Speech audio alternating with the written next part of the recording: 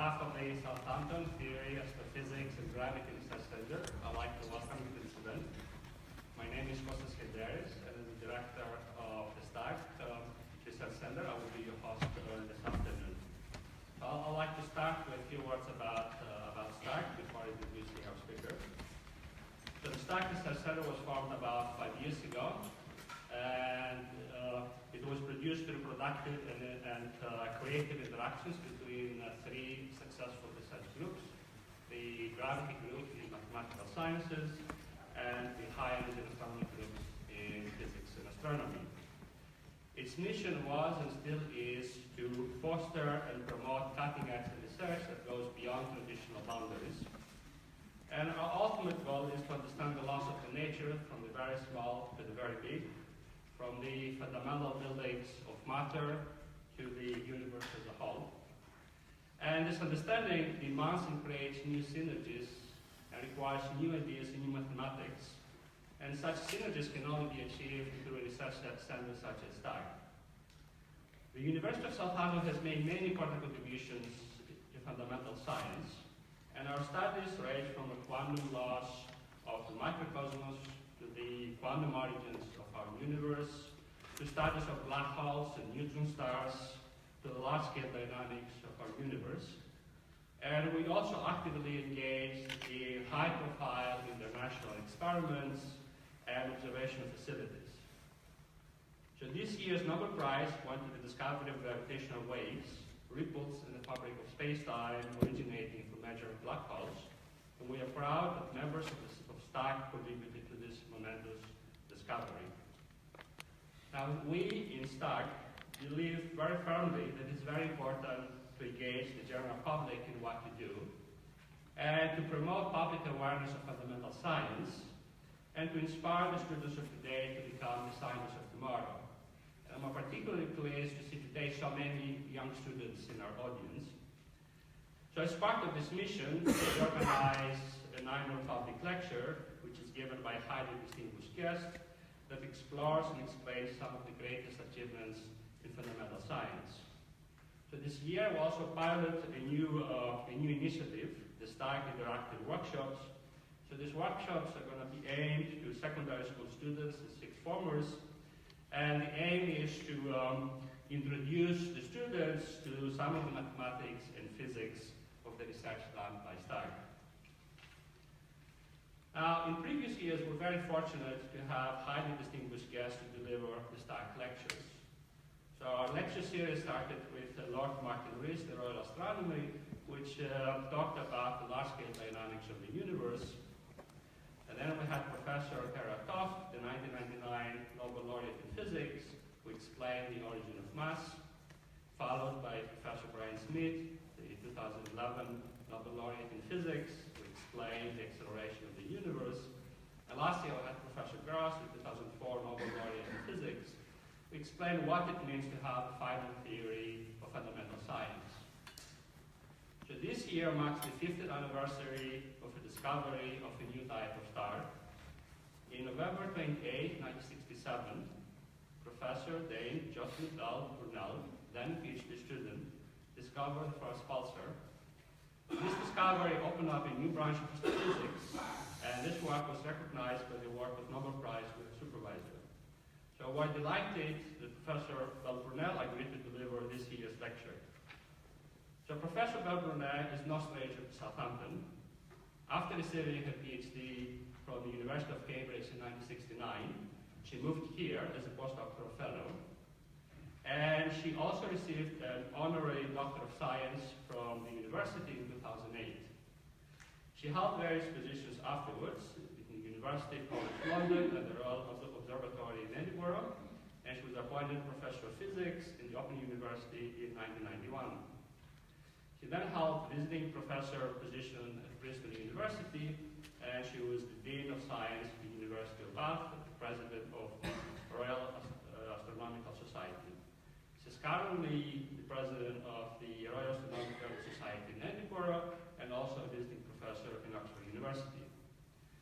Professor Bell Burnell was honored by many awards through the years, including the Michelson Medal from the Franklin Institute, the Robert Oppenheimer Memorial Prize Center for Theoretical Studies in Miami, the Helson Medal of Royal Society, and many others. She became a fellow of the Royal Society in 2003, and she was made a Dame of the Order of the British Empire in 2007. So apart from her major contributions to astronomy, Professor Bell Burnell has also been a very significant role model for inspiring women to become scientists and also an advocate for gender equality. So without further ado, it is my pleasure to now invite Professor Bell Burnell to deliver her presentation.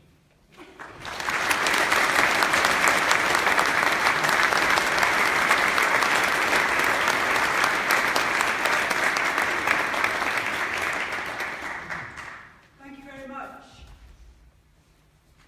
Is that better? Yes.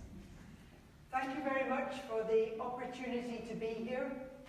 My thanks especially to the STAG Research Centre of the University for the hospitality and for the very generous welcome.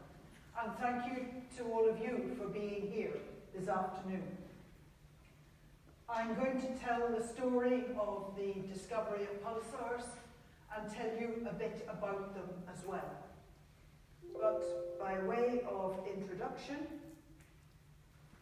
suppose you take about 2,000 satellite TV dishes, you join them up with an extremely good cable, you plug the cable into an excellent receiver, and you point it at a carefully chosen bit of the sky, then you might hear something like this.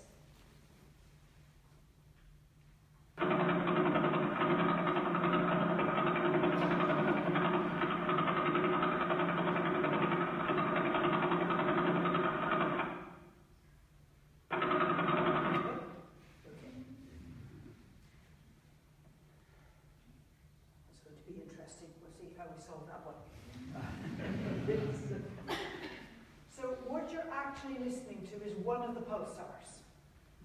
It sounds a bit like a truck or a tractor, and a rather roughly running truck or tractor. That's because it's spinning and beating at 11 times a second. 11 times a second is 660 revs per minute. Does anybody know what rate the internal combustion engine idles at? A car engine? It's about 700 revs per minute. And 700 revs per minute is pretty close to 660, which is why it sounds a bit like a truck or a tractor. There were times when I wished it was a truck or tractor, but it wasn't, so... Okay, shut up. I think I'm going to have to do something for us. Right. Okay. So, Pulsar is the name given to this. There are many of them these days. It's an abbreviation for pulsating radio star. You're listening to it using a radio technique. It emits radio waves, and it clearly pulses or beats. So that's how the name comes about. Now, what I'm going to talk about this afternoon is a mixture of history and radio astronomy, and a fair amount about pulsars as we now understand them. So I'll start with a bit of background, I'll then talk about the discovery, I'll then say where we are now, 50 years later, as was explained in the introduction. So you won't be able to read this, but maybe you can see in the middle, there's a little spectrum, red through to violet. The whole slide describes what's technically called the electromagnetic spectrum, more colloquially, the family of light. And there are radiations like light covering a huge range of wavelength and frequency, but our eyes only respond to this little bit. Using politically correct language, we are electromagnetically challenged. We can't see the rest of it. But out to the left of red, you go through infrared millimeter radio. We're going to be in radio quite a lot this afternoon. Out the violet side, you come to ultraviolet, X-rays and gamma rays. And originally, astronomers only worked in this tiny band. We gained access to these other bits of the band gradually, but Second World War was a particular impetus. And we now know that you can study stars and galaxies right across this whole range. And we do. Astronomers work in all these different wavelengths, these different frequencies. The chair alluded to gravitational radiation. Discoveries over the last 18 months or so. Very exciting. That's a totally different spectrum. Doesn't fit on this slide. It's like having another spectrum, another page. So radio astronomy. This beautiful slide is of Jodrell Bank in Cheshire. Maybe some of you have been there. And the very, very big radio telescope, now known as the Lovell Telescope, after the observatory's founder, Sir Bernard Lovell. Radio astronomy developed post-Second World War. During the Second World War, radar was important and was much developed. The people in Britain who worked on radar at the end of the war became the first radio astronomers. Now in radar you transmit a signal and it bounces back to you and you receive it. Radio astronomy is receiving only. So they left behind them the transmitting bit, but they took their expertise in receivers and looked at the sky and found a multitude of sources. Must have been a fantastic surprise for them. Some of the strongest sources became a bit of a puzzle. By and large, optical astronomers didn't quite know what to make of this upstart astronomy. I think they thought if we ignore it, it'll go away. But one or two of them worked with the radio astronomers. And the radio astronomers would say, there's a very, very strong radio source up there. What can you see with your ordinary optical telescopes? And they'd say, well, it looks a bit like a star. It's not a normal star, but it's a sort of star. And that's how these things came by their name of quasi-stellar. Quasi-stellar radio sources, quasars. Pulsars, the name mimics the quasar name. And these quasars were a problem. Until one year, about 1965, a Dutchman working in the United States suddenly twigged what it was. Yeah, it looks like a star, but if you look at the spectrum of it, you can't recognize anything until you realize it's very, very distant and has a large redshift. I'll explain redshift a bit later. But basically it's saying it's very, very distant. Now this doesn't actually help. You've got an incredibly strong radio source, it looks like a star, and it's hellish far away. How can it look so strong if it's so far away? It must be belting out a lot of stuff. So suddenly these quasars became very intriguing. There were only about 20 of them known at that point, and my project as a graduate student, having completed my bachelor's degree, was to help find more. I started life in Northern Ireland. You're probably wondering what the accent is. It's Northern Irish with a bit of Scottish, and it's not Southern English. So I started life in Northern Ireland, and I started my academic life by failing the 11+. Don't have it in many places now. Slightly crazy exam, but what a message I want to get across is failing a school exam is not fatal. It's not a good idea. Try not to do it, but there's usually some workarounds. I moved into the secondary school, this is age 12, and we started doing science. Only I didn't because I was a girl. At that time, in that bit of Northern Ireland, girls did domestic science and boys did science. And no questions asked, no choice. I protested, and my parents phoned the head teacher, and I think the phone got a bit hot, as did a couple of other sets of parents. And the next time the science class met, there were all the boys and 3 girls. teacher made us sit right under his nose. Clearly we were dynamite or something like that. And we did physics that first term, and I came top. And I'd love to think the school learned something. Girls can do physics. 11 plus failures can do physics. Maybe we need to think again about sending girls to domestic science and boys to science. But society doesn't change very quickly. So it was a few more years before the school really cottoned on. We did chemistry the second term, that was okay. Not as good as physics, but it was okay. We did what was labelled as biology the third term. We were given flowers to draw, and we had to label the parts and learn the names. Oh, boring. I've had a prejudice against biology ever since. I went away to boarding school in England, and clearly maths and physics were my main subjects, and that's what I did right up to school leaving.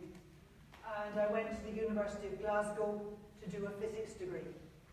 I already knew I wanted to be an astronomer, in particular a radio astronomer, but I decided not to do an astronomy degree, because if I wasn't good enough to be a professional astronomer, I'd rather limited my options. I did a physics degree, because I could then go into astronomy, radio astronomy if I wanted to, and if I wasn't good enough to do that, well, you can get lots of jobs with a physics degree. And I rather suspected I wasn't going to get to do radio astronomy, or maybe I'd have to go to Australia to do it.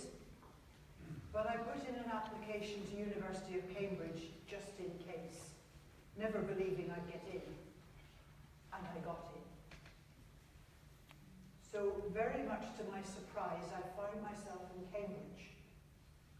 Now, I've been a kid in Northern Ireland and at school in Yorkshire in the north of England and at university in Scotland. I never lived as far south as Cambridge, let alone Southampton. And when I got there, I found they were all incredibly clever and quite keen to let you know it too. I go, oh my God, I'm not that clever. I'm mentioning this because we now recognize this phenomenon. We call it impostor syndrome. And it may happen to people here. You find yourself somewhere and you think, oh my God, I can't cope with this. And you maybe go through the following thought processes. They're all terribly clever here or terribly good at their jobs. I can't do that, I'm not that clever. They've made a mistake, enrolling me, admitting me. And they're going to discover their mistake, and they'll throw me out. And sometimes people will go on and say, I'd better leave before they throw me out. And they do. And it's a huge shame, because actually, you're not that stupid. And actually, they're not all so much brighter than you are. This is how I felt when I got to Cambridge. But I was a bit of a fighter, so I didn't say, I better leave. I said, I'm going to work as hard as I can until they throw me out. So that when they throw me out, I won't have a guilty conscience. I'll know I've done my best, and I'm just not bright enough for Cambridge. So I was working really, really hard, and that's how I stumbled across something really rather interesting. So a message to folk: if you find yourself a place where you think everybody else is much smarter than you are, don't run away. Do your best. And they probably won't throw you out. Well, at the time I turned up in Cambridge, there were about 20 of these puzzling quasars known, and my PhD project was to find more. My supervisor was one Tony Hewish. He'd got money for a big new telescope, using a new technique which ought to find lots of quasars. And that was the project I joined. And it did indeed work like a dream. I found probably about 150 150 more quasars. So the number's up from 20 to 170, which is pretty good going. It involved a certain amount of manual work. Cambridge University Radio Astronomy Group was a little bit unusual. When you started there, when you began your work as a graduate student, they gave you a set of tools. And I still have my tools. These are they. And they're not microelectronics tools. They're the full size.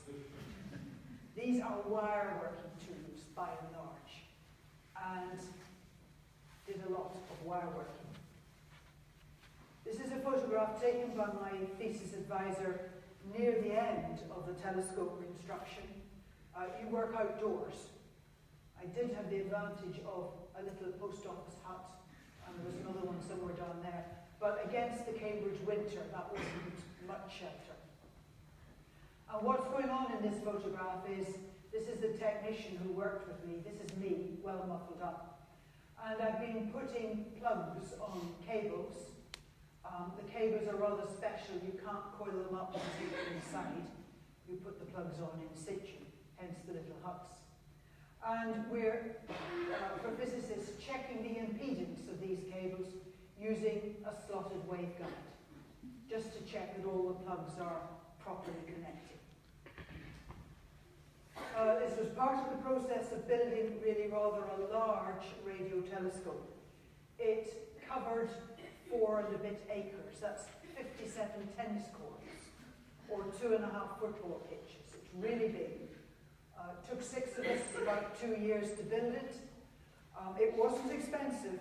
It's not something we advertise too widely, but it wasn't actually expensive. He had a grant for £12,000. At that time, £12,000 would buy starter homes for 2 or 3 young married couples in this part of the world. This is the finished article. It is indeed a radio telescope. It picks up, collects radio waves from space, sends them along cables and into radio receivers.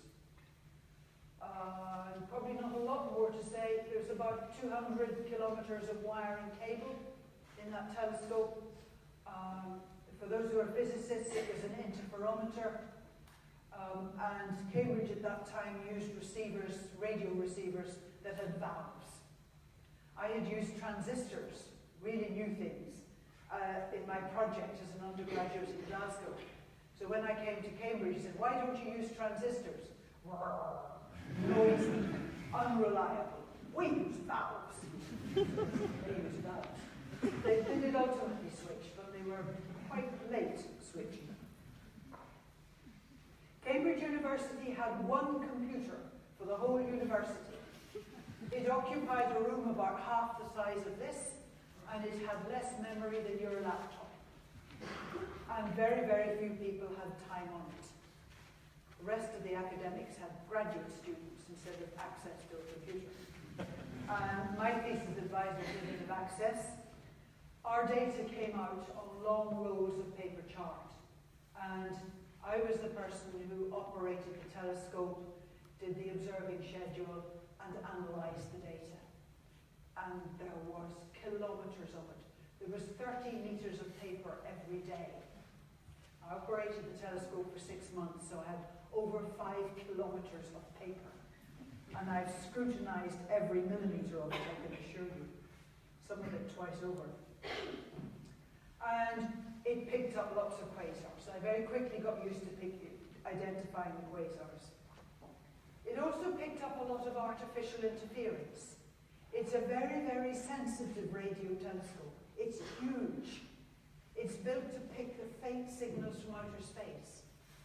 And in those days, cars and motorbikes and things were badly suppressed. So if a motorbike or a car went nearby, and if there was something sparking, an arc welder or a sparking transmission line or thermostat, and the Home Office allocated to the East Anglia Police our frequency. So for a week we listened to the police radios until we got them moved off. There are bands set aside for radio astronomy because the signals from space are faint. And if anybody on Earth is transmitting in those bands, you swamp the cosmic signals. A pirate radio station, Radio Caroline, thought this was a great band to transmit in. And because it was on a boat moored in international waters, it was much harder to get it moved. But in between the interference, you picked up lots of these sources. And I got used very quickly to identifying the quasars, identifying the interference, and that was fine. But just occasionally there was another short, half a centimetre of signal that didn't look like interference and didn't look like a quasar. And this is the first sighting of it. And I logged it with a question mark because I couldn't make sense of it. Those of you near the front can perhaps see that this bit of trace is a bit different from this one. The spikes here go up and down. Here they just go up. And here you can see space between the spikes, and here you can't. For any physicists in the audience, when you make that kind of comparison, you're doing a Fourier analysis without realizing it. You're looking at the frequencies, and you're looking at the amplitudes and the sign of the amplitudes. But put colloquially, it just looked different. Oh well, okay. There's meters more stuff to do, so keep going through the charts. But it came back once or twice. And somehow it had lodged in the back of my brain. This didn't make sense. What is it? And finally your brain says, you've seen something like this before, haven't you? You've seen something like this before from this bit of the sky, haven't you? And then it's easy, because we do the observing in strips. And I have the rolls of chart paper stored in shoeboxes, labelled by strip. So you go find the right shoebox for this strip of sky, and you just need a space a bit like this, and you spread out the charts, lay them out, unroll them, and then you line them up so as all the time is aligned. And you say, okay, well there's that quasar, so yeah, they're lined up okay. And here's where I think I've seen this signal. Yeah, that's the very first one. I logged that with a question mark. It's not there, it's not there, it's not there. Yeah, I logged that one, also with a question mark. Might be there, didn't notice that. Yep. And here's this one. And they all line up. They're all at the same time. They're all at the same sidereal or astronomical time. If you've ever looked at the night sky, you'll know that the summertime night sky has different constellations from the wintertime night sky. That's because the stars do not go round in 24 hours. They go round in 23 hours, 56 minutes. Slightly different from 24. And the interesting thing was the time I was lining it up by was by that 23-hour, 56-minute day. So this funny signal is keeping its place amongst the stars. It's going round with the constellations. Haven't a clue what it is. There are lots of problems with it, but at least we've registered. So I discussed this with my supervisor, my thesis advisor, and he said, well, what we need is an enlargement. Everything here is jammed into about 5 millimeters, and you can't see what's going on. We need the equivalent of a photographic enlargement. And here's where old technology wins. With paper charts, you just run the chart paper faster under the pen, and everything gets spread out. You have an enlargement. So, okay, we'll just switch the chart recorders to a higher speed. Not a good idea. It runs out of paper in 20 minutes. So guess who has to live at the observatory, putting a fresh roll of paper in every 20 minutes, day and night? The student. Next best idea, student goes out to the observatory at about this time, switches to high speed, and switches back to normal speed at about this time.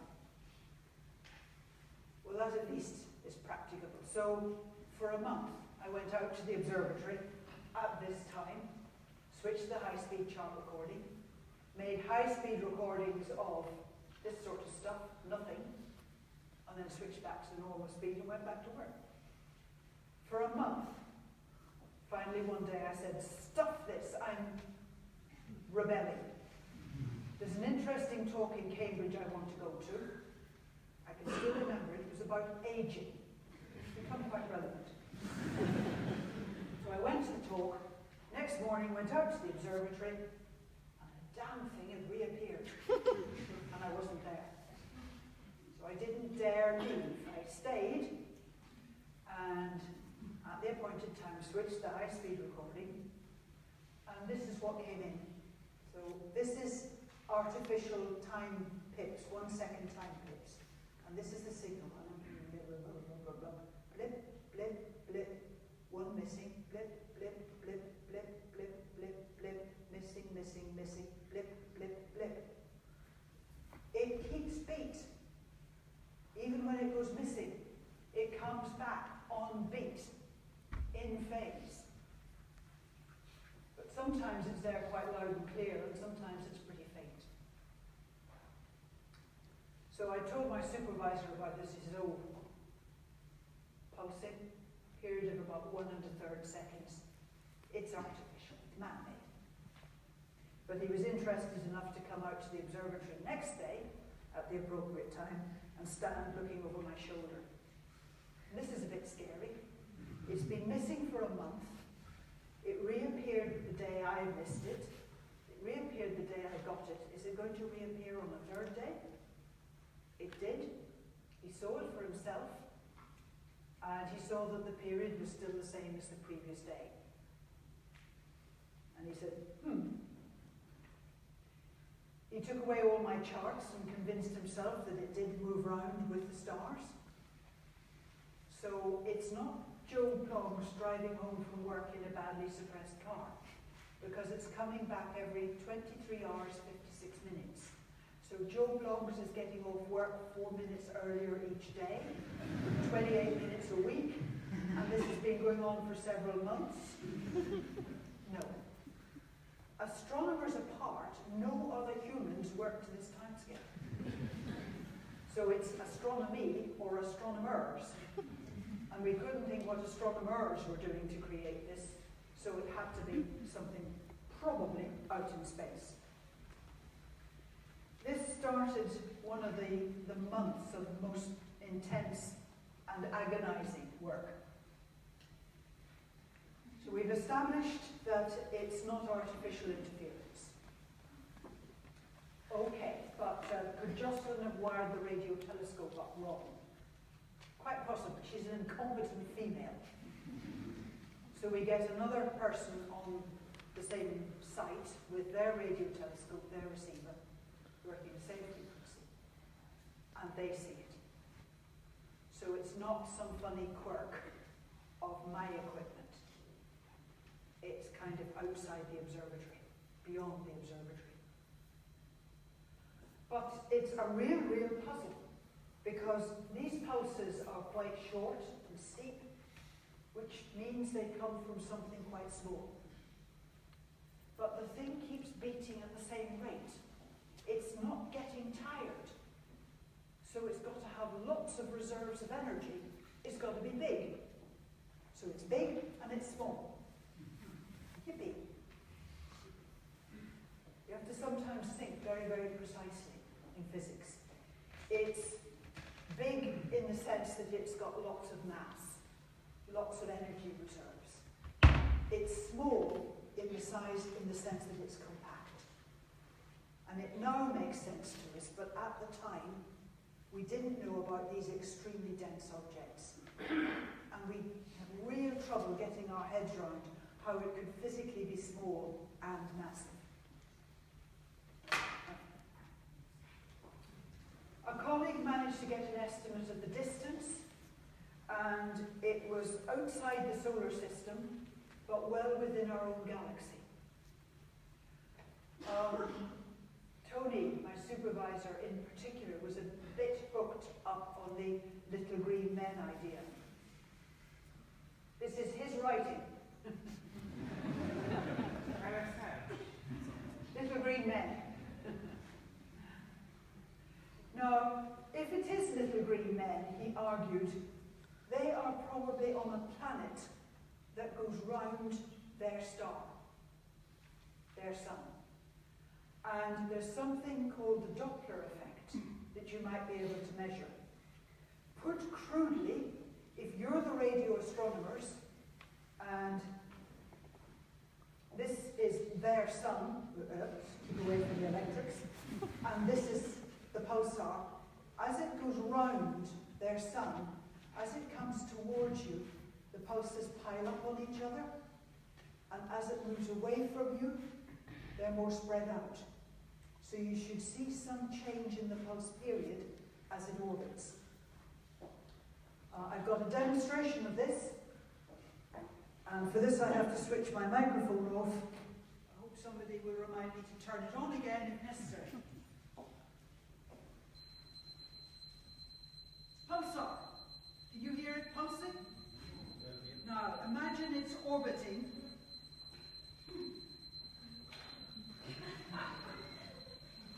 You may be able to hear a kind of warble. Slightly higher when it's coming towards you, slightly lower when it's coming away from you. Pulses pile up when it's coming towards you, pulses spread out when it's moving away from you.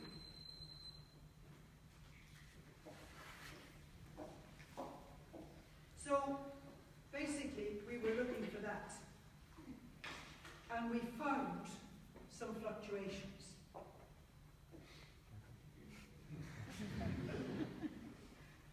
That on? That on? Yes. Thank you.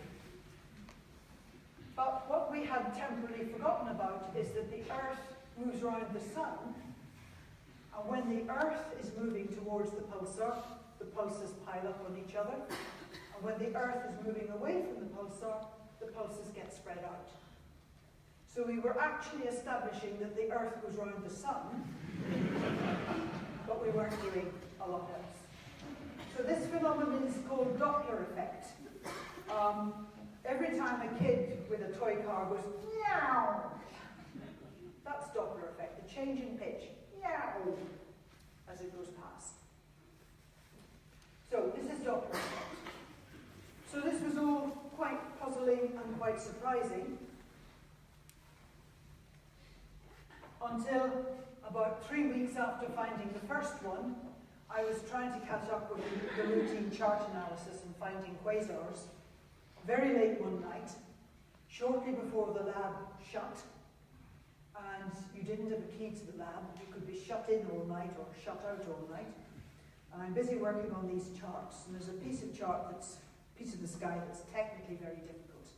And usually I just ignore, that 30 centimeters or whatever. And I'm passing through this and,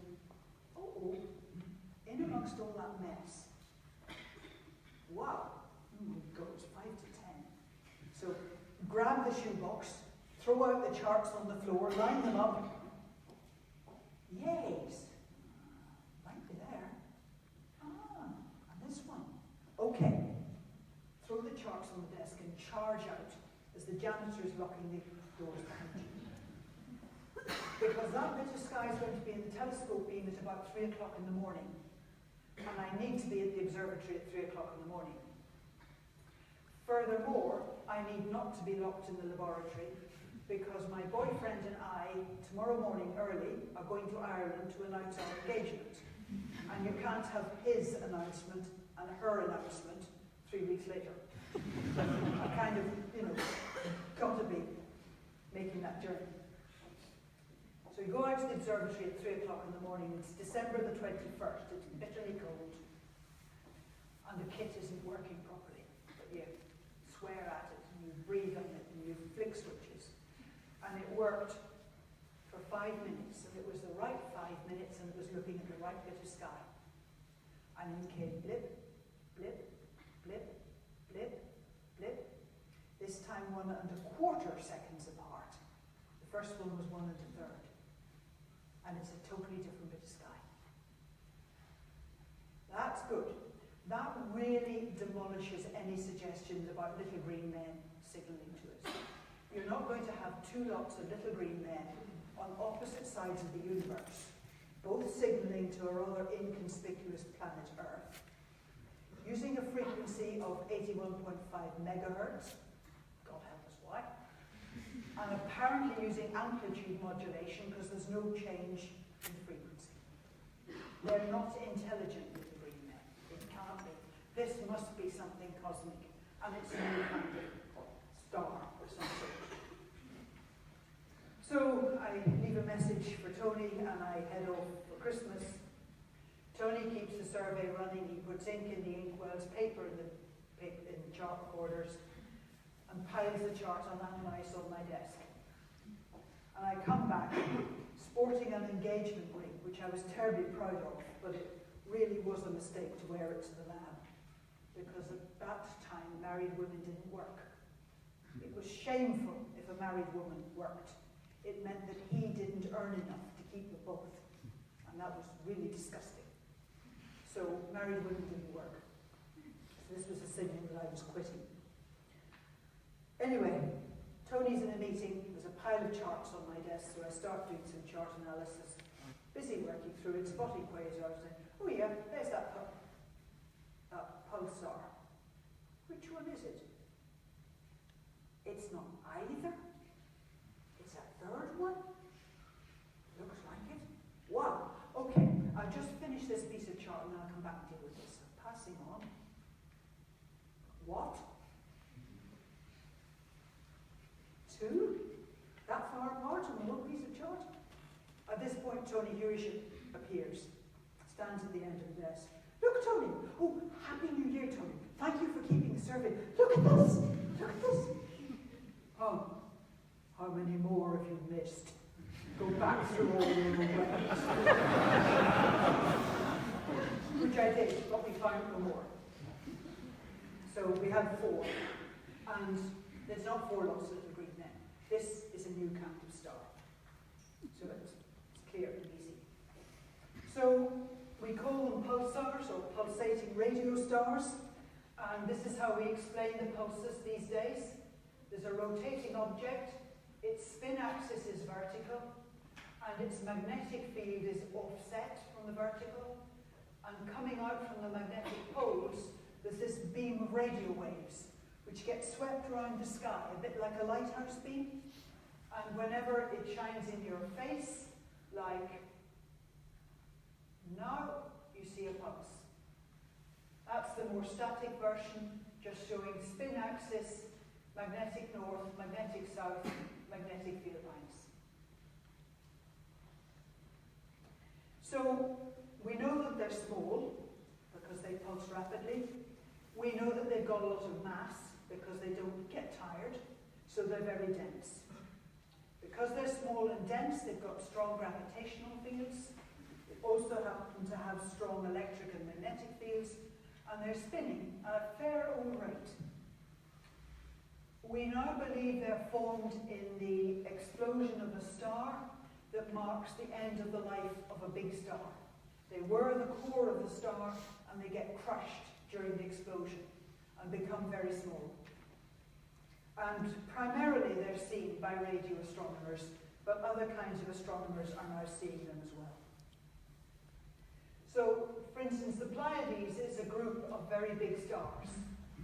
They're still in their main shining phase, but they're galloping through their resources.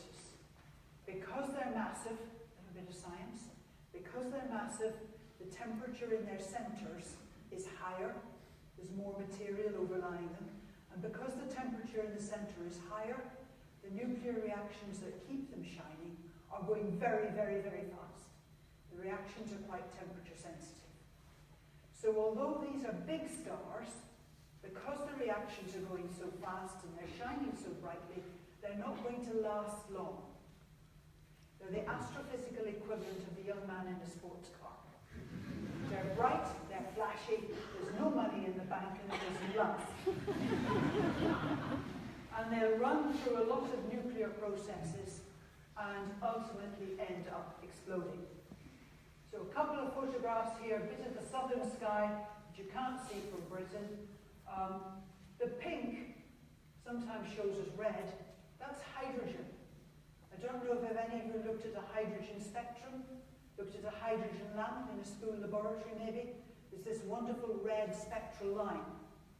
Hydrogen makes up about 95% of the universe, so whenever you see some red, you can say, ha, hydrogen, in its red spectral line. And you'll be right, 95% of the time. So lots of hydrogen, lots of stars, one little star picked out with an arrow. And just to be absolutely clear, the arrow's added after the photograph's taken. Astronomy is not quite so easy. Oops. This is the star that we had to pick out with an arrow. It has exploded. And the core of that star has doubtless got highly compressed in the explosion and probably become one of these pulsars or neutron stars. Probably. So we now think they have a mass of a few times 10 to the power 27 times. That's 1,000 million, million, million, million tons. It's got a radius of about 10 kilometers. And I don't mean 10 to the power something. I mean 10 kilometers. If you put 1,000 million, million, million, million tons in a ball that's 10 kilometers across, it's pretty dense. Very dense. Its density is like the density of the nucleus of the atom. It probably doesn't mean a lot to us, to many of us, but I'll explain in a moment. And it's also believed to be rich in the fundamental particles called neutrons. So they're also called neutron stars. Now to explain this density, take a thimble, a sewing thimble, preferably a nice silver one, of course. Take the population of the globe, 7 billion people, and jam them, one by one, into the thimble. When you've got all 7 billion jammed in the thimble, it weighs what it would weigh if it was full of material from one of these neutron stars. Extreme densities and extreme physics. Strong gravity, a lot of mass in a small area, and gravity can affect light. It'll bend light. So if I was standing on the surface of one of these stars, I could see over the horizon because of the bending of the light. I can see 20 or 30 degrees over the horizon, and I can see probably about 2/3 of the star without moving. Weird. Gravity also redshifts light, so if there were little green men, they'd look red to us. And gravity also affects clocks. So if you have a clock, a normal clock, on one of these stars, it does one tick every 2 seconds, instead of one tick every second. If I'd gone with that clock, I could take my pulse with the clock, and it would seem perfectly normal. But that's because the gravity is also affecting my heart and my metabolism. It slows everything. There's also a very strong gradient of gravity. This means that if you're coming into land on one of these stars, and let's suppose I'm coming into land feet first, because that's the ladylike way. As I come down, there's gravity pulling me down, but there's more gravity on my feet than on my head, and my body gets stretched. In fact, my body doesn't just get stretched, it gets stretched so much that it starts getting pulled apart.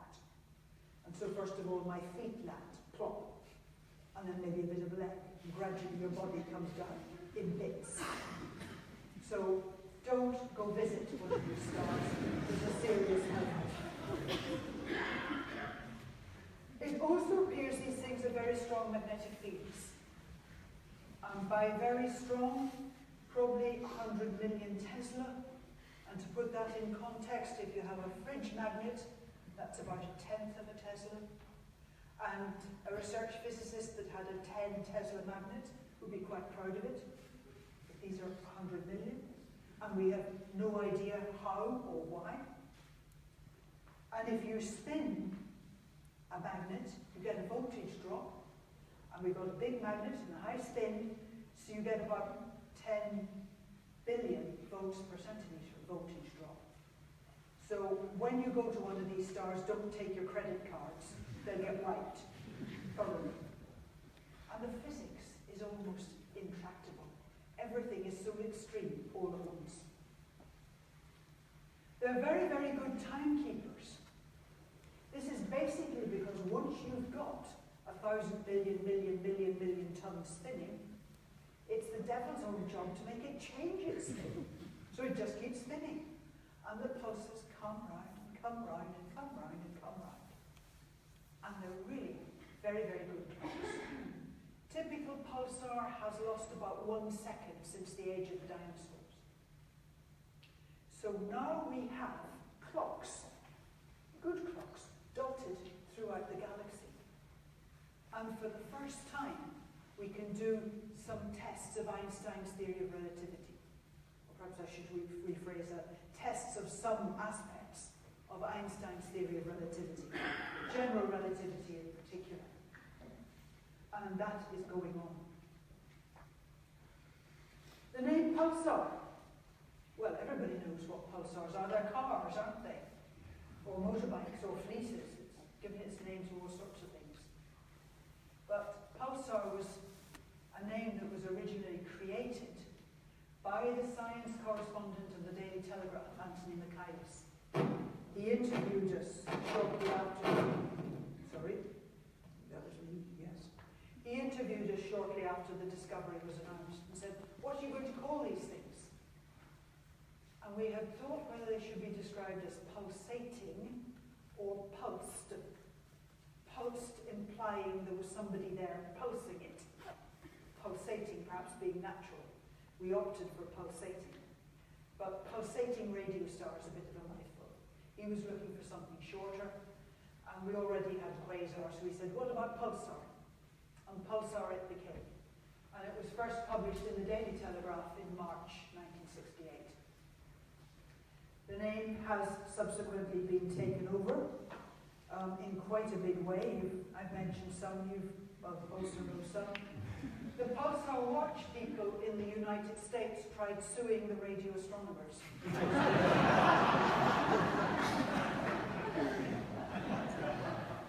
And with apologies to any Dutch present, I found some pulsars in a greenhouse at one of the garden places in the Netherlands. I think the horticulturists must have been getting desperate by that stage. Pulsars today, they're still primarily objects seen in the radio. Very few are seen in the visible. About 100 in the X-rays, about 200, maybe 100, 250 now in the gamma rays. The gamma ray stuff is really surprising. Generally speaking, there aren't many gamma rays around. So there's something else going on there that we don't fully understand.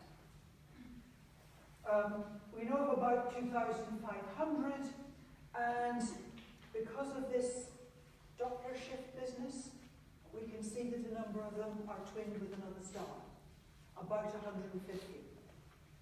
And one of them has planets, and we can deduce that from this as well. So, yeah, how do I do this analogy? Not sure. So, this is a pulsar, and this is a planet going round a pulsar. We don't see this, but you see my left hand is moving just a little bit as the planet goes round the pulsar gets tugged around a bit. And with careful work, we can see the Doppler shifts on this, see how the pulsar is moving, and work out what planet or planets it has and where they are at any particular time. This Doppler shift technique is very, very powerful. And we know of one pulsar in a triple system, probably about 100,000 in the galaxy, but we're only seeing a bit of the galaxy at the moment until we get the next generation radio telescopes. I'm going to finish with some really crazy stuff. pulsar records. The pressure at the center of a neutron star or a pulsar is large. I think there are 24 zeros there. It's that much bigger than the atmospheric pressure here on Earth. The fastest known pulsar, that's its name, its telephone number, a period of this number of milliseconds. And look at the accuracy with which it's measured. And this one sounds like this. Can get it to work. Yeah. Okay.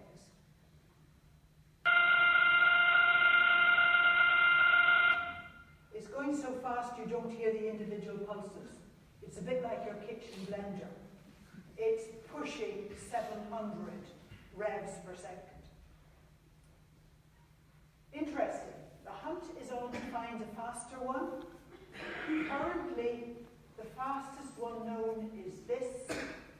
It's not measured to so many decimal places because we haven't been observing it so long, but with time the accuracy improves. This is going at 716 hertz.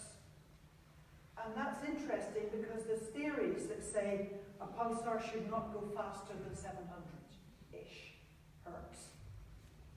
Because, for the technical people, the interior gets Rossby instabilities, and those radiate gravitational waves which act as a brake. So the hunt is on to find more very fast ones to test that theory. But at the moment, this remains the fastest. The first planets beyond the Sun were discovered around a pulsar. This diagram attempts to explain it. There's the Sun, planet Mercury, planet Venus, planet Earth, with the size of the dot giving us an indication of the mass. Here's a pulsar, that pulsar. It's got one tiny planet, it's got two big ones quite close in, and we now actually know there's also an asteroid type one around it as well. That's all done from studying the Doppler shift of the pulsar as the planets orbited. Now we're finding lots of planets around relatively ordinary stars, lots and lots and lots. But this was the first. I can give you several good reasons why there shouldn't be pulsars around a planet, but there are. So that's a bit of a puzzle. The roundest known thing in the universe is the orbit of a pulsar around its companion star. It's a perfect circle to within 5 microns, 5 millionths of a meter. That's about 1/10 the width of a human hair. And the orbit is over 500,000 kilometers. So for those of you who've done conics and know about eccentricity, that's an eccentricity of about 10 to the -7.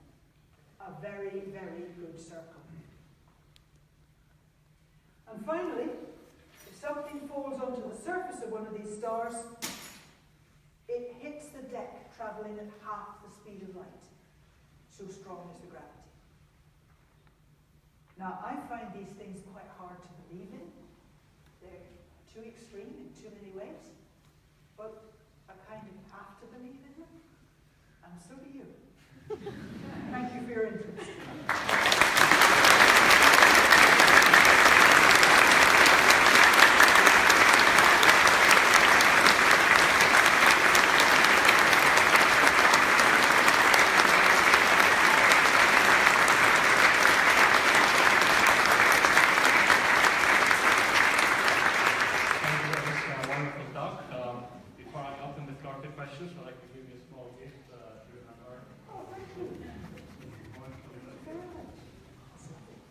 Stars on it. Okay, so now we'll open the floor for questions. Are there any questions? That's one over there. Just wait for the microphone. Is that one? Yes. It might be a little bit technical. What do you think is the most credible theory for the origin of fast radio bursts? This is something that's really exciting to people and discovered by pulsar people. Because sometimes pulsars give an exceptionally strong pulse, and then weaker ones, and then maybe another strong one. And one way of spotting pulsars is to look out for these strong pulses. So some pulsar astronomers were looking for strong pulses. Okay, there's one. Right. And then the next job you do is you measure the dispersion to find the distance. So you measure the dispersion, and it's way, way beyond the galaxy. In fact, it's zillions of miles away. So there's something that's giving a strong, short, sharp burst, generally not repeated. One case repeats, but generally not repeated. So the one that repeats is clearly not catastrophic, but maybe the ones that don't repeat because it's a catastrophic end-of-life event of some sort for that thing, whatever it is. They are a huge puzzle at the moment. There are, of course, wonderful and wild theories around because theoreticians have to occupy themselves. But it's hard to know at the moment. It really is. We could do with getting more and getting more where we can see what they're coming from. And the other issue is we see them in the radio, but there's very rarely been anything at any other wavelength. They're huge fun, huge interest, but don't have an answer yet. Any other questions?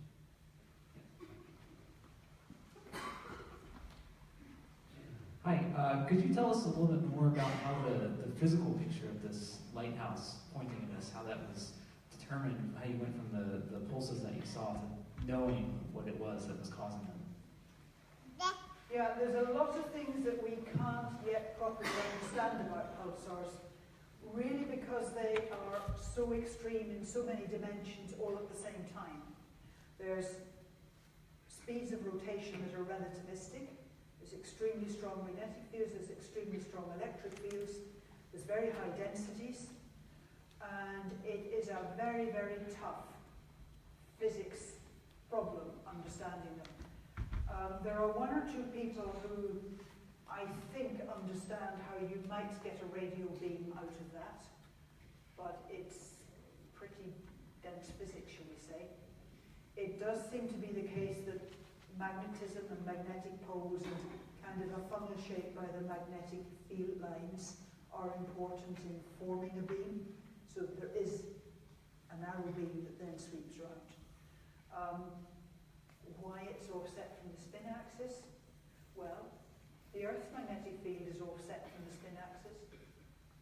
In the case of the Earth's magnetic field, we think there is a small circular motion, nothing really massive, but it's amplified by the rotation of the Earth.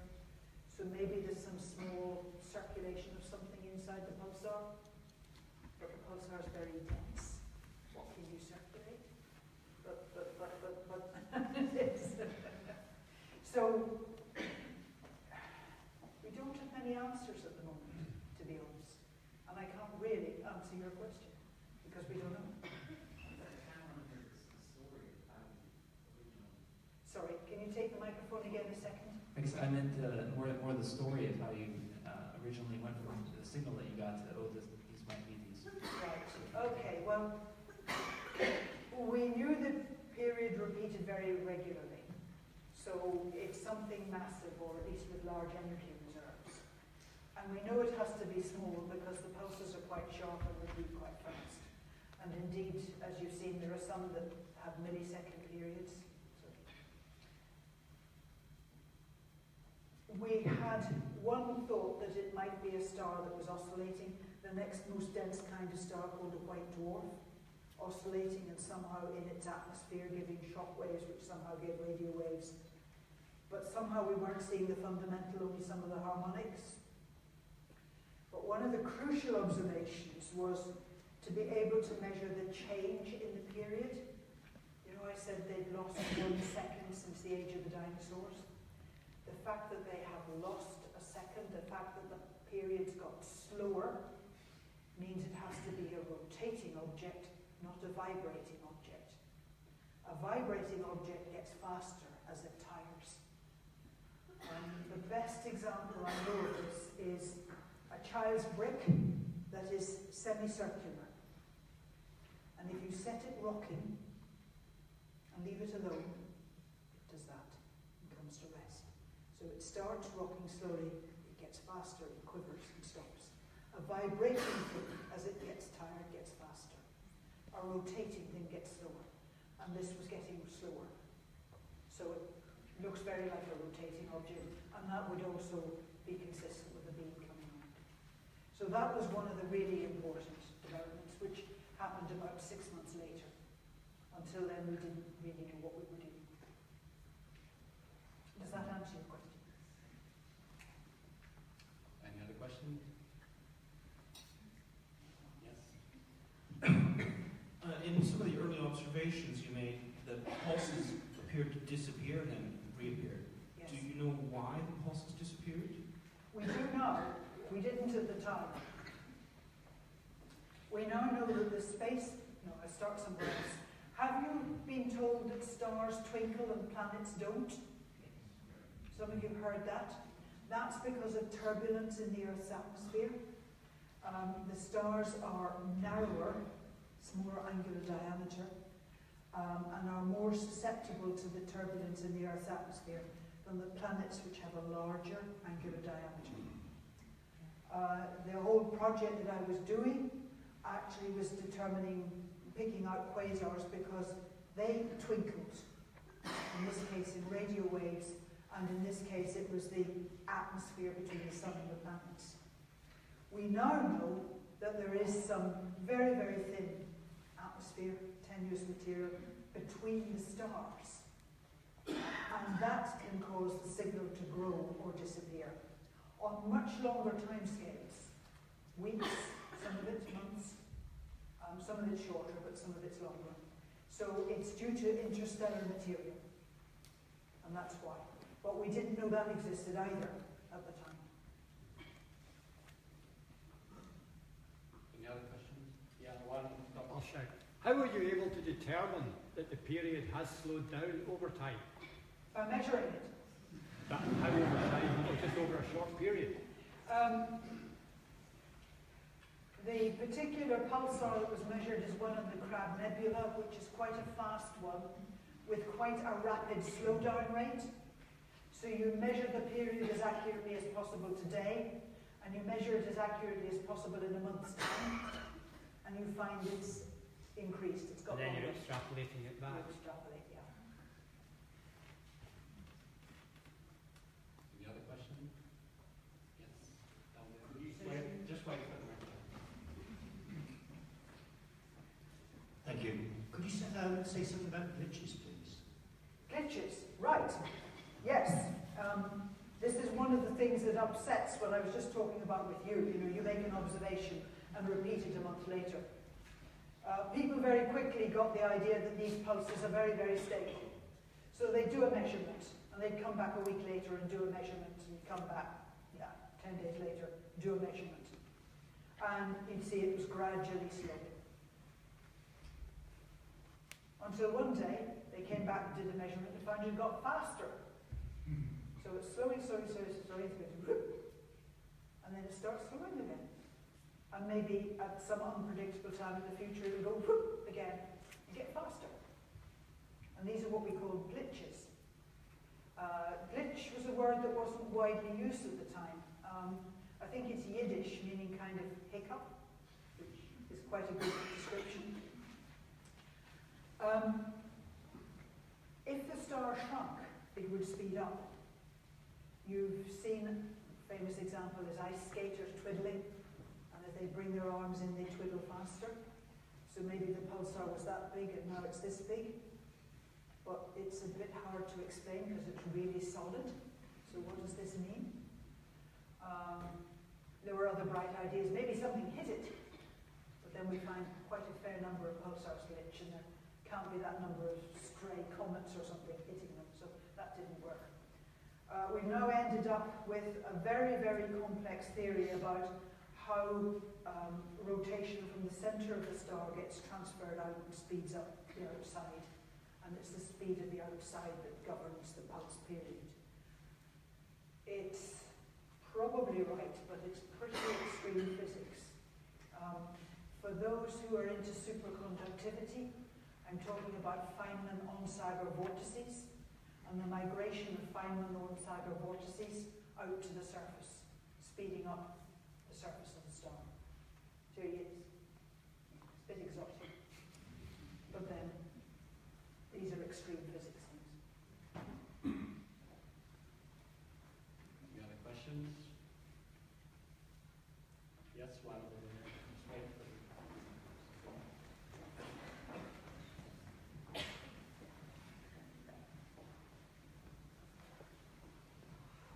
Firstly, thank you so much for your lecture this afternoon. It's been amazing. I'm very curious about how the methods of recording the data now has changed from when you were studying it from pieces of paper.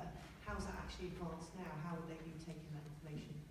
Oh, it's hugely advanced and involves a lot of computing power, particularly when you're searching for pulsars.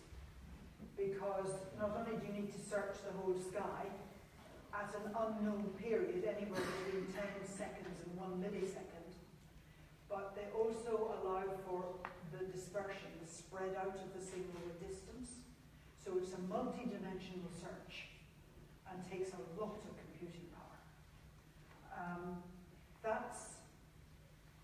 That then can be either you fold the data and look for a period, or more often you do what's called a Fourier transform and look for a frequency. And in some instances, the folding technique works better for some kinds, but mostly it's the Fourier one. And then, as I was saying earlier, occasionally you do the look for a very strong pulse and see if there's another one from there and try and work out what the period is from the few strong pulses. Do you feel that your discovery is more special because you had to do it by hand and you didn't have the technology that we have today? It's an interesting question. If we had been able to computerize the work that I did, would we program the computer to look for that kind of thing? No, because we didn't know it existed. Might have found more quasars, but we probably wouldn't have found that. So every so often I say to graduate students, look at the trash, the things that your computer program that's searching is throwing out, because there might be interesting stuff in the trash, along with a lot of trash. Any other questions? Yeah, there is one.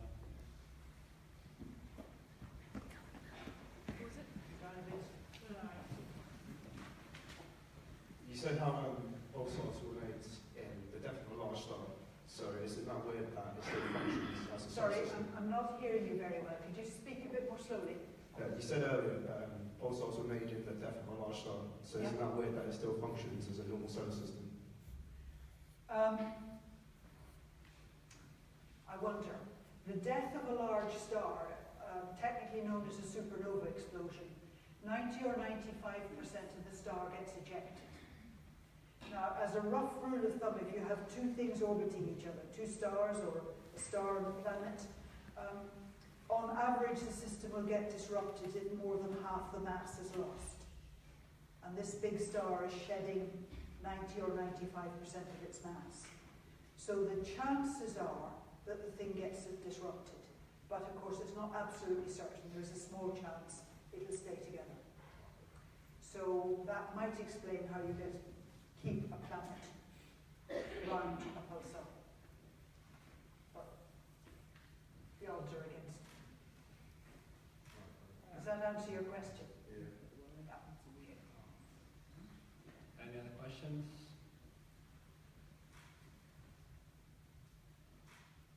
Maybe from the younger people.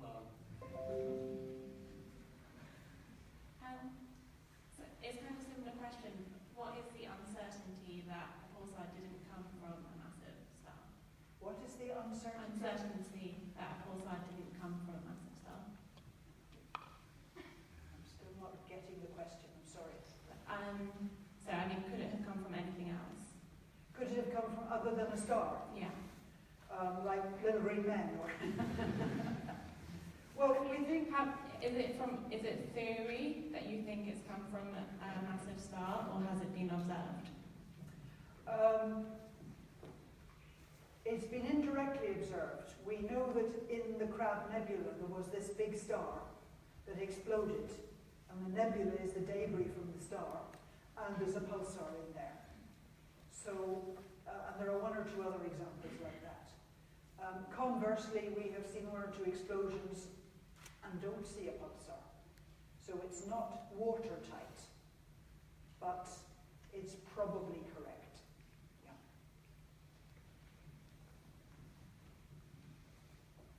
Yeah, one over there.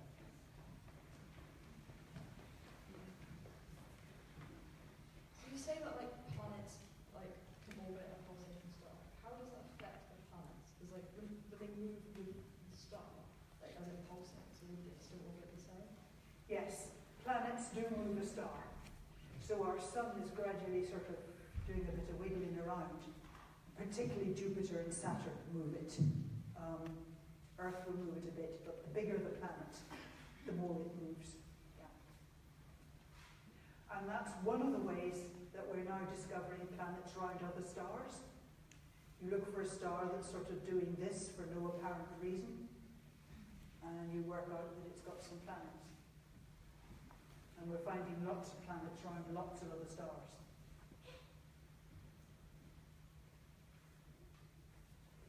Any other question? Yeah, there's one in the back. Sorry, the microphone steers are having to run along. Big room.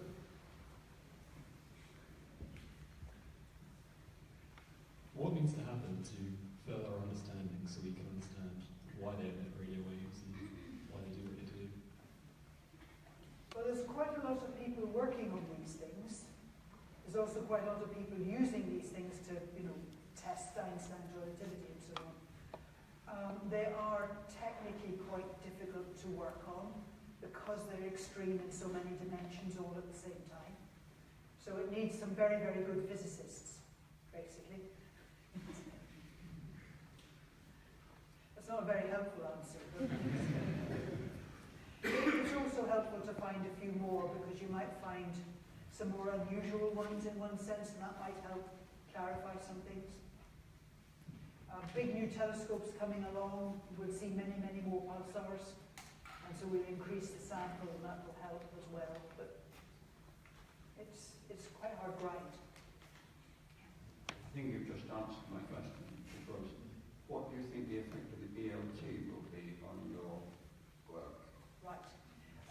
Big optical telescopes probably won't make a lot of difference because these things don't give much in the optical band. But as well as the ELT building, there's in the radio the square kilometre array. This is a thing that has a collecting area of a square kilometre. It's not physically all one unit, it's lots of bits put together. So that will have a huge effect. And the Chinese are right now commissioning a 500-metre diameter dish radio telescope. And even while they're commissioning it, before it's fully functioning, they've found at least another half dozen pulsars, without really trying. So these big telescopes are going to add a lot to the number of pulsars we know and give us better understanding of the parameters of the population, which I hope will help. What we would really like to find to test Einstein's relativity is a black hole with a pulsar going around it very close. That would be a very, very good test of theories of gravity. The snag is, it's going around close and fast, so these Doppler shifts, these are very, very fast. So you have to make very, very short observations, not to blur them. And to make short observations, you need a big, big radio telescope. So the big collecting areas, I hope, are going to enable us to find some pulsar black hole pairs, which would be really exciting from the physics point of view. We might yet prove Einstein wrong, although he's looking on gravity, he's looking quite okay so far. Gravity's a bit of a problem, so we, yeah.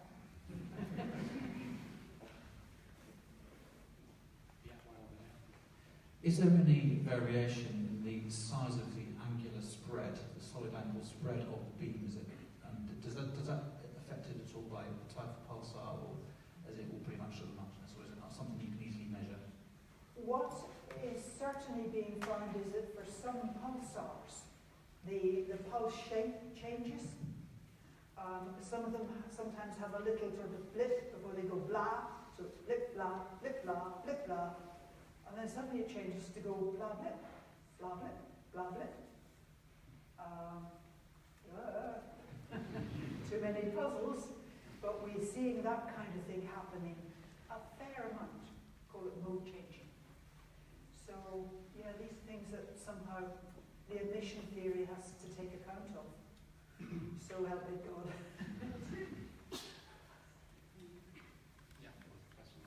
Hi there. I asked this with my engineering hat on. It's fascinating learning about all of this. Are you able to give us examples of how this sort of work affects us in our daily lives now? Not in your daily life today. When do you think it may become? When we have to migrate from planet Earth. When we've spoiled this planet so much that we're all going to have to climb into spaceships and go find another Earth, preferably uninhabited, and organise a mass migration. Because then the pulsars will be the navigational beacons as we go through the galaxy. Each pulsar has its own beat rate and its own pattern, blah blip or blah blah blip. And so you go through, you'll have a small radio telescope bolted on the side of the spaceship, and you say, yay, that pulsar's there, that one's there, and that one's there, so we're here. Just like at sea, people use navigation beacons, lighthouses.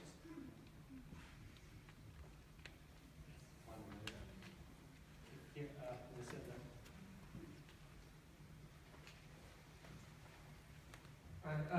yeah, I was wondering, is there any way to determine the age of these pulsars? Similar like we do with main sequence stars, we can sort of kind of guess.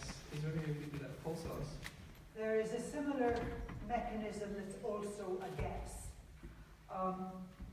We think we know basically why the pulsar is losing energy, kicking out a signal. It's called magnetic dipole radiation. And if you can study not only the pulse period, but how the pulse period is changing, and how the change is changing, so first derivative and second derivative, you can get a measure of how fast it's evolving at the moment, which you can sort of use as an age. But it's second or third order. Yeah, one over there.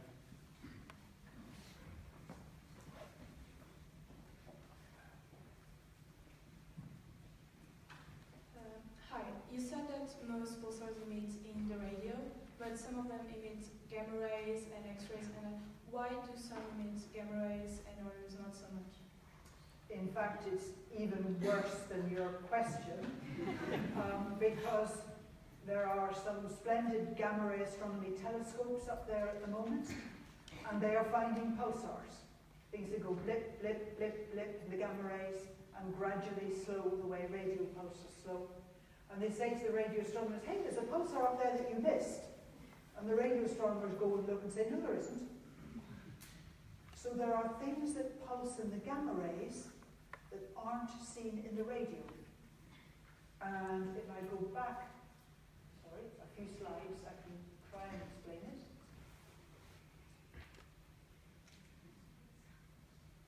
So if we work with the right-hand diagram, we've got the radio pulses coming out of the magnetic poles. There's a suggestion that the gamma rays are made somewhere else, maybe here and here, or alternatively maybe about here and here. And because the beams are narrow, if the pulsar is orientated that this is pointed towards the Earth, we won't see the radio beam, but we will see the gamma beam. So just recently finding really quite a lot of pulsars that are seen in the gamma rays and not seen in the radio, and that's probably due to geometry. But equally, there are some that are seen in both. So the geometry there must be different again if it lines up that we can see both radio and gamma rays. A lot of uncertainties and unknowns still in this business.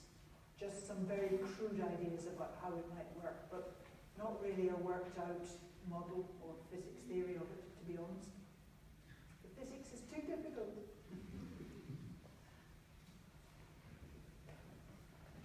There's a question there and then there. What sort of range is the sort of radio waves emitted, or is it only one frequency of radio wave?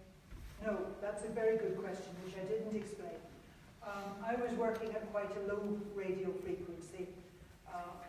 Most often they're seen at rather higher frequencies, around about a wavelength of 21 centimeters. But they are broadband emitting objects. They go all the way from megahertz to gigahertz, maybe even to thousands of gigahertz. So broadband emitting in the radio, and broadband in the optical, and probably broadband in the X-ray gamma ray. But the observing facilities there are much more limited. Since the beams only rotate around one axis, does that mean that there may be a lot of pulsars in range that we can't measure, or is it a different way of measuring? Yes, no, you're absolutely right. We probably only see about 1 in 5, because the other 4, their beams don't sweep across the Earth. They go somewhere else. So that's the current estimate. Yeah, absolutely right. Except if they give gamma rays from a different part, and the gamma ray beam is towards us. You said during the supernovas that they lose 90 to 95% of their mass. Where does that go? A lot of it spreads out through the galaxy, gradually with time.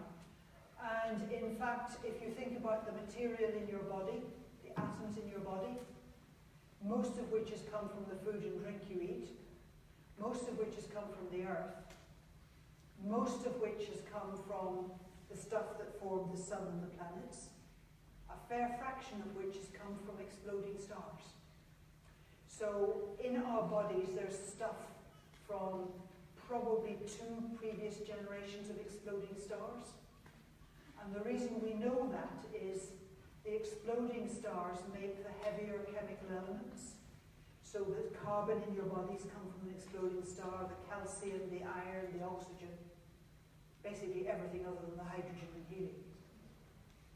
So yeah, spreads out, gets recycled, and at the end of our lives, the atoms in our bodies get recycled. Very Gaian. Just wait for this.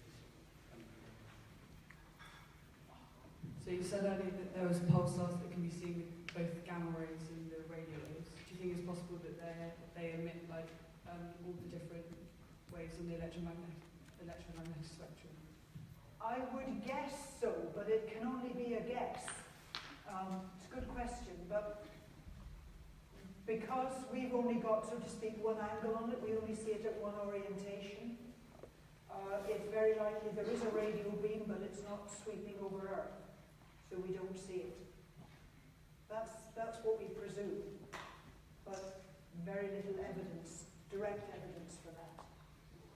It's just, it fits with the kind of picture or model we have, so we run with that until somebody proves it wrong. I think it was one back.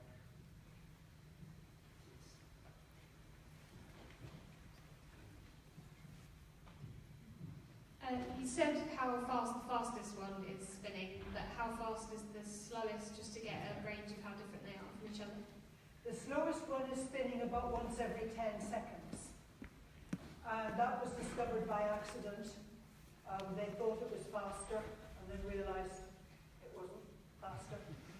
So it seems that they switch off their radio emission when they get slower than that. There don't seem to be any much slower than that. In your animation, you seem to have a single blip from one of the 2 beams. Yes. Is that real, or how can you tell the difference between that and one that's just going half the speed but with a blip from both? We have a few where we think we see both poles, the signal from both poles, and we're fairly certain that's what we're seeing because they're not quite similar.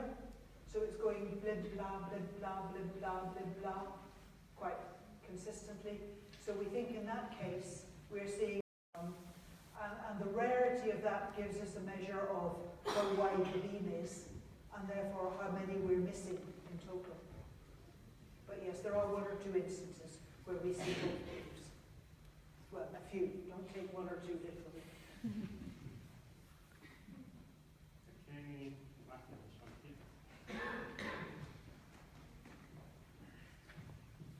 I don't know if you answered this or not, but why do the faster ones go faster and slower ones go slower? Good question. It seems they start off spinning very fast. Very, very fast. For instance, the one that's in the Crab Nebula, which is the remains of an exploded star, is one of the faster ones. And we believe they gradually slow with time. And when they get so slow that it's about 1 pulse every 10 seconds, there doesn't seem to be enough energy in the thing to give any more radio emission. So they switch off, go to sleep. Okay, any last question? Oh, I have two. Anyone have this one? Yeah, three. Hi. Without being too modest, how important do you think your own intuition was to this kind of research? Do you think that has changed over time? I think impostor syndrome was pretty important. I was being really, really thorough. I mean, so thorough it was sick. So I think that's what played an important part. And the impostor syndrome arose because I'm a northerner, suddenly finding myself in this swish south of England, where they're all terribly civilized and all terribly bright. There was also one over there.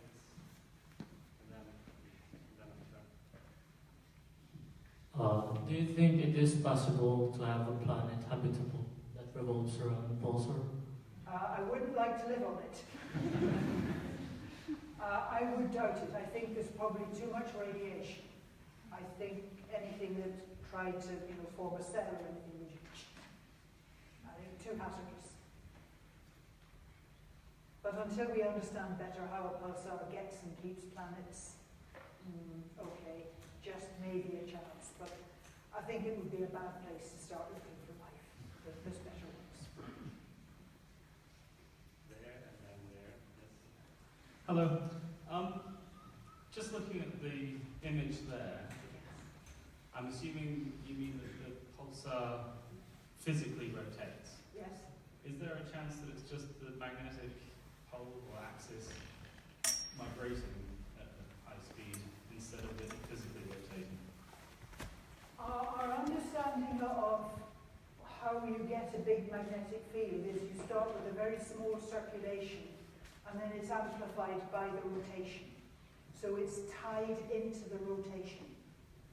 So I think it has to be a rotating body.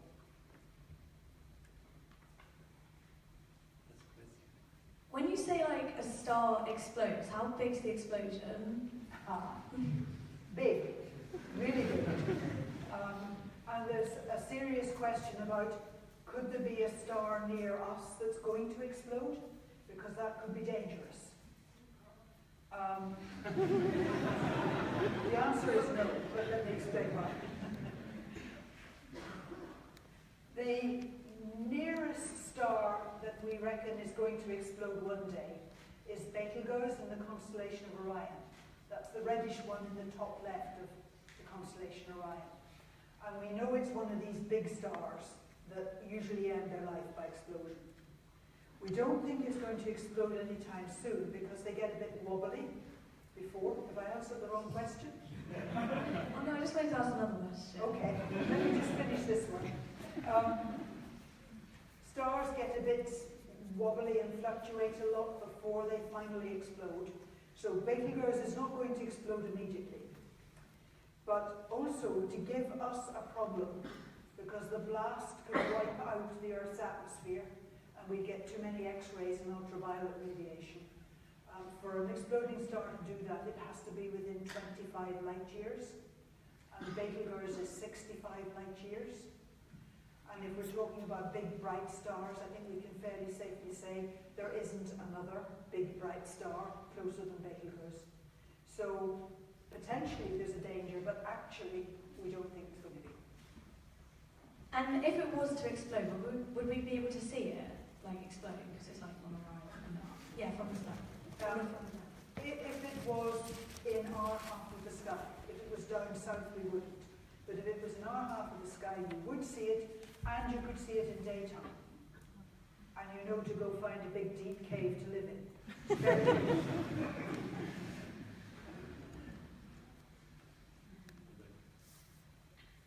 Yeah, there's one there. I would just ask a question. What happens to pulsars when they lose energy and die out? I think they become dead pulsars. Which means you have this small dense lump of material with its very strong gravity and no sign of its existence.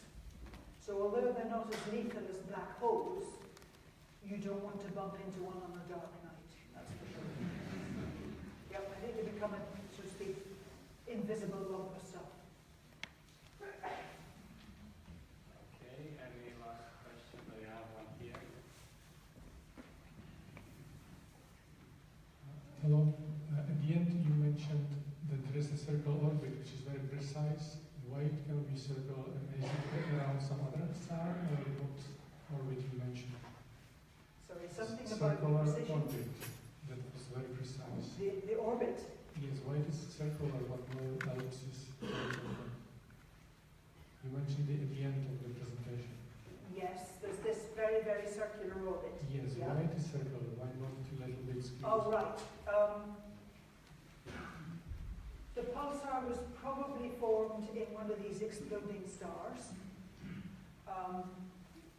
There's probably still some gas around from that original explosion.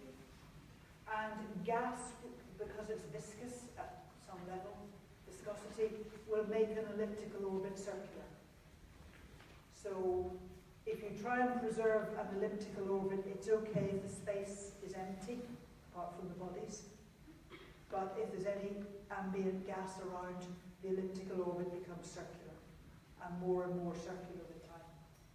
So that's probably what's happened. There's a bit of stuff floating around. And our last question. Yes. Do you know what happens when two pulsars collide? Hasn't happened to our knowledge, but I would, well, yeah, no, I'll correct that. We have seen two neutron stars collide. Just a couple of weeks ago, there was an announcement from the gravitational wave people that they had seen the gravitational waves from two neutron stars, not pulsars, but neutron stars, which gradually merged. And it's probably made a very heavy neutron star, but it might have made a black hole. And I'm not sure whether they can tell us which. I haven't seen enough details yet from that result. But the gravitational wave people now have the first detection of two neutron stars orbiting each other and merging and upsetting space-time and sending out these ripples which get picked up. So the picture's changed as of about 2 or 3 weeks ago, which is fun. Okay, let's thank Jocelyn for this one.